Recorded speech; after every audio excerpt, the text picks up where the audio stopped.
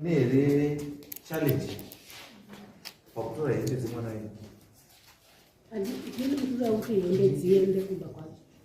Imimi ndimuda sei? Hembe dziende kumba kwadzo. Imimi ndimuda kuti hembe dziende kumba kwadzo. Kumba kwadzo ndiko manje. Kumba kwemwana wakawigirwa mwana. Wakawigirwa mwana. Asi ndimi mai wacho. Ndini mai wacho, mwana wakawigwa ndisipo.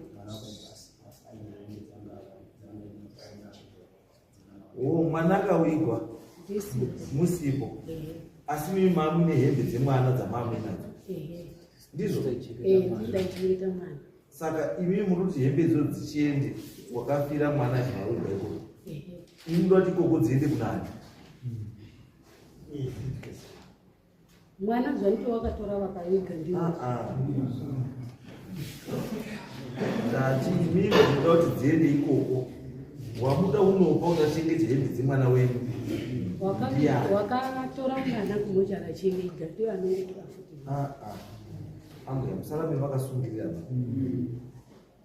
Ana mukaramba makasungirira iyo yakatomwa ikapera kuti chini.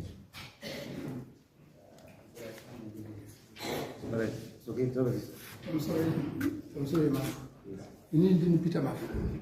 Ndini baba wa mwana uyu.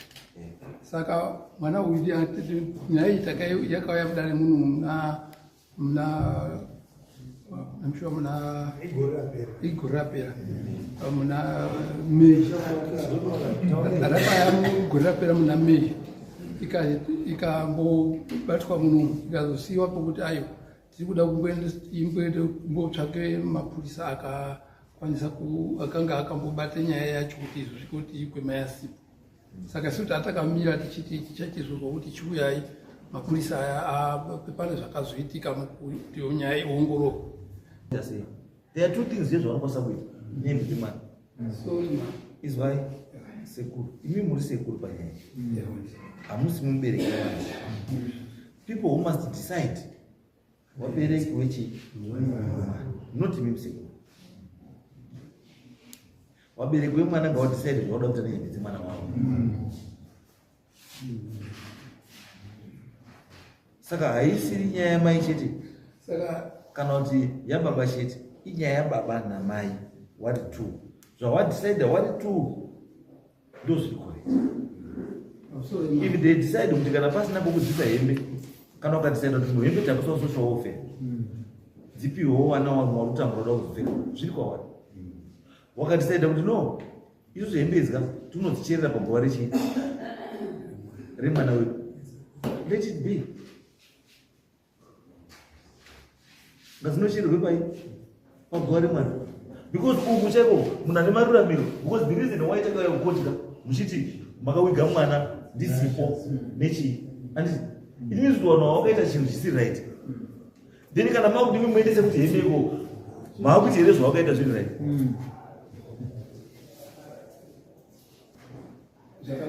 Pachiwanhu ukanisa hembe idzodzo ko wakashanja nadzo, mawapa hembe dzemwana wenyu ko wakashanja nadzo, wamunoblema ndiani?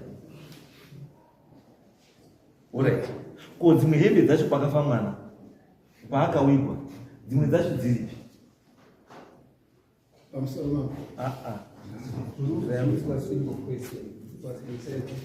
Ndati dzimwe dzacho pakafa mwana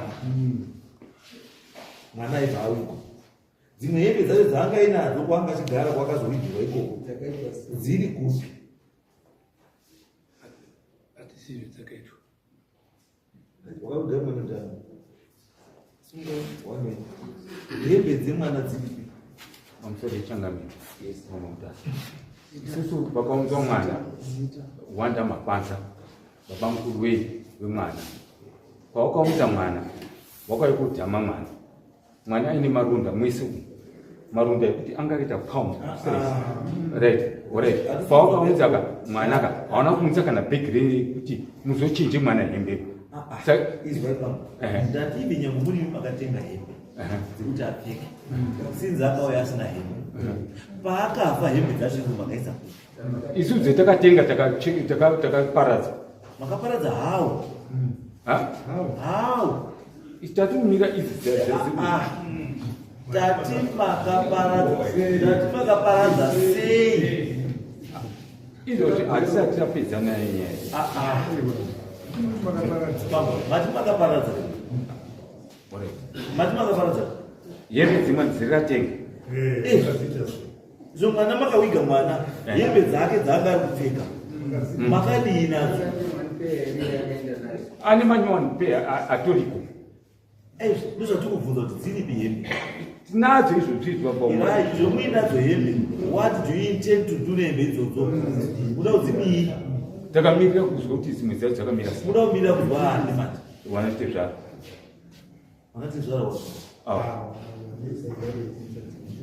aiwa maoda kuzowana tezvaro hembe dzodii asi makakwanisa kuiga munhu musina kwavo takawasuma makawasuma tikaupa musuma wakatambira yekuti akuiga mwana wakati taziswa wanatezvaro wakapara mhosva iri kukuchengeterai mwana hawana kupara mhosva saka namondei hapana isira rinekandidambudziko taturai kanye hembe dzemwana wenyu kana zvakadaro isusu kubvuma hatisi kuramba nyaya yekuti uyo mai arapo ndiye mai wemwana nemurume wavo hamo muna rusaka mwana wavo kokufa achigara natete tete ava kokuwiga mwana iyeye mai wacho nababa wacho wasipo wasingazivi akamona panenya saka yachiitika mwaendeye kuti awa tete wawiga mwana kune hembe dziriko dzemwana mai wacho nababa wacho kune hembe futi dzemwana ndosaka tikubvunza awa wakawiga tete neavamwe kuti pamakawiga mwana hembe dzacho dzemwana makaita sei nadzo ndozikuzinyava hembe dzemwana dziriyo tochiti uku kune hembe uku kune hembe saka nyaya yakudiwa yekuti dziri kuitwei nadzo hembe idzo pama vakagara nadzo mimba muiga wati vazoitencheni kuti muchazoitei nehembe idzodzo ende dziri kugara papi dzinani izvozvi zviri kutaura kuti tete mukwambo ndiye wakaiga mwana makaroorwa here saka murume wenyu ndiye akaviga kamwana hanzi akaviga mwana zvakaitika mwana akasiyiwa pamwe pandakabva kwatanga kuti ndafuniwa kuti mwana asiyiwa asi mwana state yaari haichaiti ndakasimuka ndikabva kwadogara ndikatora mwana ndikaenda naye kumapurisa ndikati ndasiyirwawo mwana wekukumbirawo tsamba yekuti ndinomuisa kuhospital ndasiyiwa tsamba ndakapiwa tsamba padhisi kazi mwana mbamusa gonda yanga kuti hawo ndikati aiwa mwana ndoda kuendesa kuhawo nokuti kune vanhu variko vanokwanisa kuenda korangwa vachimuona mwana akaenda kaadhimitwa for 6 months ari muhospital ari muhospital manesi akati tiri kuda kadhi remwana rairapiwa mwana kumashure pa6 months mai vacho navaboshwa vakambosvikapo mai vacho pataienda kuhospital vanga vasingauyi baba vacho vanga vasingauyi futi mirai takutonenyaya why then mwana akaibodhamba kuvabereki haana pamba pangu wakasiya kumba kuvabereki wangu kumba kwedu kwatakasvika painoumwewo muroora mukadzi yanguazvandizvatibvunza that what was the reason yanga yayekuti mwana angafa mwana wenyu ataunza saka taunza mwana wenyu kana akafa musati apana mai avo vachiri pagara pamwe chete vakasiyana 2012 vakasiyana 2012 vari kuramba responsibility and vakasiyiwa 2013 2015 akauya futi muroora wangu akasiya mwana kwandiri panutara asiya mwana pandakatosiya mwana ngari grade 3 wewe wacho akazoshaika vakazoya komukumbira havana kutora izvechisi vakamukumbira vachiti pane chiga chatabata kuchechi kwedu tichadzosa mwana manje tikafonera hanzo dzengombe ndikati ane zvataura mbuya zikazi aiwa viraitiwa pechi mwana sinzi vachada mudzosera mwana kubva ipopo vanozodzosera mwana ndopakazodzosera mwana akurwara obva kwasvika bva vangomusiya pamba nasekuru watotaurira muroora wangu kuti akafa musatidaidzirwa asi paakafa mwana takaenda kunosuma takatanga kusuma munhu vai wanga ari kudhuze kwavo akati toda vanhu vekwamakwanza chaiwo pati toda mwana vanhu vekwamakwanza chaiwo sekuru vakazoenda nababa wedu bamini baba mugara bochi iwo akazoenda kosuma futi bwatambira wakati 500 years yekuti vanhu vanga vakaramba tasingachafambiri pa tikati asi mwana tanga takaichengeta pataichengeta mwana murukunda nyundi yakaya sekuru vangu akasorongondifanira sekuru vahoga vachinditi mwana wenyu hatisi kumuda kumba kwedu ndikatombovapindura zvakataka kuti chatasineipa ndakazonoenda ndikati sekuru ini mama wangu akachengetwawo vana vanga vazvarwa nemukunda saka sekuru kana kuti dheri vamusi kumuda kumba kwenyu saka matitoita sei ndobva vakazotapura mwana vaonza kopi kumba kwamai mai vangu vakafanira kumanga mukicheni yavakasiya yanga isina kana munhu manext dos akatodaidzwa nemurooro wai kuti iye muonawo zvandasiya ndobva vakazondifondera presha yanga yakuya kwandiri saka ndakaenda kotora mwana muisa hospital kuti mwana iye yanga asingachatarisiki anga asingachatarisiki. All right. Inini my point. Inini my mamu itu by mwana. I'm sorry mama. Mwana indandi naye. Saka mwana kurwara kwaita. Wairwara isoto futi waingorira kuita mbudzi, achimboita kuita mombe, achimboti dzimwe dzenguva kana ari kufamba zonoita 2 weeks. Achifamba achiti akasimudza kuboda unoti bhu achingoenda. Saka aingoita zvinhu zvakasiyana siyana. Saka inini ndakatakura mwana ndikaenda naye. Chakati mwana afamba achirira semombe kana mbudzi. Chi? Handizivi ndosaka ndakatakura mwana ndakamboenda naye. Amutakuri kuisa kuna tele asi mwana watete. Aiyo. Ndiwe mai wacho. Tini mai wacho. Waongo kutakurira kusira ndiani? Ndaikumbira kuti waongo kutakurira kusira ndiani? Kuzotakura kuzomusiya papata pekupedzisira. Epa ndopedzisira nei? Kusira makes no difference mai wemwana. Mwana inofana kufira pauri. Mwana uko wakatova makore akawanda wakazofa ne14. Saka inini nekunga ndaremerwa nekunga ndiri kuona zvanandiri kuona pamwana ndikati regai ndichiendawo nemwana kumba sei musina kusiya kuna baba wemwana? Ndakatopoenda kuna baba wemwana wacho. Musei musina kusiya ikoko because ndiye baba wemwana? Vazopedza futi bhaenda zvandinozomona. Saka uvoti wewe uzosukuna baba wacho ndikandosiye kuno munhu. Iwe ndiwe mai wacho akabereka mwana. Wovoti ndikandosiye kuno munhu. Iwe mai wacho nyakubereka ndiwe. Ngone utomangarira awo. Wakandisira mwana wakateterera. Iwe wakawandu adhamba wakatora mwana wakatora vana kuramba. Mwana akazotofa mwana kuzoshaika nandii. Waenda naye hospitali. Ndaenda naye. Ndaenda naye kumapostoli. Ndaenda naye. Saka inini mai wani ndikuti kana mwana akazoshaika ainewe akazovigwa sei usiku? Mwana kwako akaita ndakasiya kumotari kwangu kana chidzidzira hangu. Wakasiya kupi? Kumotari kwangu. Uchiti azitoenda ndakabva ndatongo sinzi zvinhu zvagara zviri ndonezi. unoenda kosiya mwana kumochari wobvaenda kumba kwako kokutorara hope handiti wozoya padare panapo uchinyepa kuti mwana wakavigwa nesipo. Ai kusiya mwana kumochari kwadandakaitaka kuti tione kuwirirana isusu kuti mwana wakamusiya kumochari akazovigwa sei usipo kuzotorwa kwemwana handina kana umboudzwaba handitozviziva. iwe handi wamamusiya kumochari saka iwe wakazodzoka kumochari kuti mwana wangu aripi wakazi mwana ari ndo patakazoendeswa kumapurisa kuti tiende kutarisa kuti munhu akatora mwana ndiani. Batika iwe wakazoenda after how long? Uku iko kwacho kumochari mwana wakatorwa ndifunga after 3 days chaicho. After 3 days iwe pa 3 days unomboenda kuti ungozotoda mwana kufa kwaita mwanaka ini ndikazoendakozve kuhospital kwacho. Ndo pane nyaya iri pekuti mwana wakatosiya ari mochari atofa kare kubva waita 3 days usina kumbosvikapo kana kuti usina kumboronga naanyone kuti muchaita sei nemwana iye. Izvo wakazofa kuzvazva kuti mwana atorwa afa mwana atorwa awigwa kubva wadii takauya kuzoti mwana kuzosvikira mwana kuzonga akuvhara ari kuhospital nyaya ndai kwasabhukana. Onai mai ati musati kwezvinhu zvisina nebasa ishu makauya muchimangara kuti mwana wenyu wakaigwa musipo. Ndakatombouya ndichitaura kuti mwana wangu ari kurwara achiri nehospital. Kumangarirani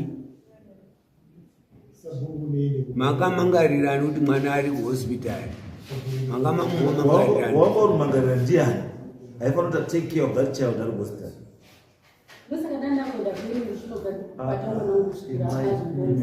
mai musazvicomplicatere upenyu mazwa musazvicomplicatere upenyu kana kuzvikuita shed of responsibility yenyu kupa umwe munhu asinei nazvo wabara mwana wako iwewe and wabara mwana wako iwewe, you expect someone else to look after your child? How? People can only come in to assist you, cannot tamdzika, not kuita responsibility yekuti cheketai.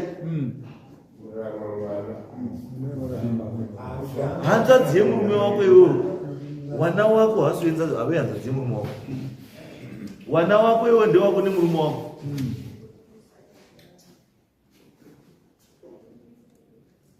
Teachers, mwana wako akazi murume wanga numba menyu anotiri 2 hamboingurudziwa navatete nevana mukombo i2 wakabarwa ndibaba umwe chete namai umwe chete.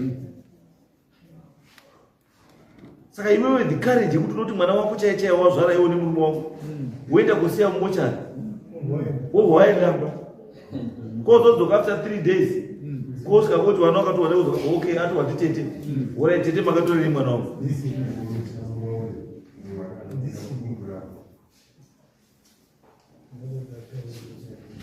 Nhasi unohwa kuti ndine hembe dzemwana wangu, hembe dzemwana wangu handichazondoita sei nadzo, ndoda kudziendesa muna tete nekuti ndo wakauga mwana ndisipo. Uri kumboramwira chii? Mwana tete adiwi, mwana wako iwe hembe dzemwana wako ina kuti afeki tete unofanira kutunza hembe dzikumba kwake kunza kumba kwako. Yes.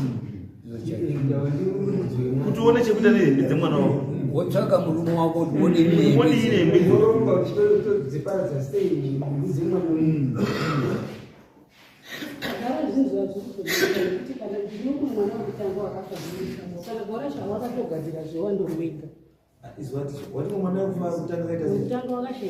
akashayika nechii iyo kutanga wacho yakafanei wakandotanga kakuzvimba dumu vafa afa udarwa madini pataviganda ndichiri pamusha pacho wamawiga asi handisini ndakagarira umaiba ndati makawiga mese handiripo wangoripo ende maiga uzo hautonogarira handina kupiwa mukana wekugarira mvuri wakagarira ndiwo wega. ai iwe kana uri direct mai iwe pana handiwo unoita vayo mvuri wanga wari kwacho wakawabvisa. aiwa imi mina mvuri renyu nagara riri pamina natete nehama dzemurume wako. Dambudziko chinotova hama dzemurume dzizopengeka kana hama yawo yafa inyaya yemagariro amunoita mese muchiro wapenyu.